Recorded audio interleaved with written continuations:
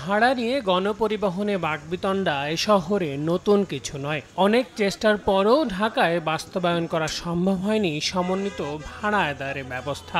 যদিও 2017 সালে পরীক্ষামূলকভাবে এবং 2018 সালের জানুয়ারি থেকে সম্পূর্ণ বাস্তবায়ন শুরু হয় র্যাপিড পাস কার্ডের। এর মাধ্যমে মেট্রো রেল, নৌযান ও বাস সহ বিভিন্ন গণপরিবহনে ভাড়া দিতে পারার কথা থাকলেও বাস্তবতা ভিন্ন।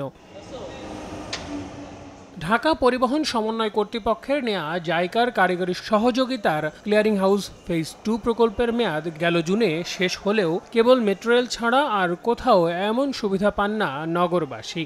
বলাই যায়, মেট্রো রেল, এলিভেটেড এক্সপ্রেসওয়ের মতো মেগা প্রকল্প বাস্তবায়ন হলেও বাসের সেবাটা সেই 80-র দশকেই পড়ে আছে। এই কার্ডটি ব্যবহার করে আলাদা আলাদা 5টি জায়গায় সুবিধা পাওয়ার কথা ছিল সাধারণ মানুষের।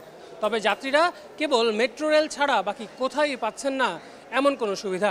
এর জন্য বাস মালিকদের দোষারোপ করা হলেও বাংলাদেশ সড়ক পরিবহন মালিক সমিতির দাবি, তারাও চান সুশৃঙ্খল এবং আধুনিক গণপরিবহন ব্যবস্থা।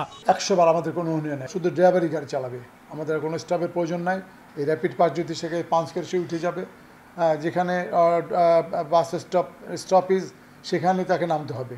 আমরাও চাই যে পরিবহন ব্যবস্থা আরও ডেভেলপ করুক। এদিকে প্রকল্প পরিচালক জানালেন, জাইকার কাছে 2025 সাল পর্যন্ত কারিগরি সহায়তা চাওয়া হলেও তারা তাতে রাজি হননি। তাই বাধ্য হয়ে নিজস্ব অর্থায়নে বাকি কাজ শেষ করতে বাড়ানো হয়েছে প্রকল্পের মেয়াদ। এটাকে ওপেন করে দেওয়ার মতো সক্ষমতা তৈরি এখন আমাদের হয়নি। আমরা এতদিন ধরে চেষ্টা করেছি শেষ পর্যন্ত যেন জাইকা আমাদের সাথে থাকে, কিন্তু জাইকা এখানে আর ফিনান্সটা করছে না। তো আমরা ফিনান্সটা নিজেদের ফিনান্সে এখন আগে যাচ্ছি। আমাদের সফটওয়্যার ডেভেলপমেন্ট হচ্ছে বাস ভ্যালিডেটরের, আরও কিছু সফটওয়্যার তৈরি হওয়ার পথে আছে। সেগুলো করার জন্য আমাদের আসলে আরও সময় লাগবে।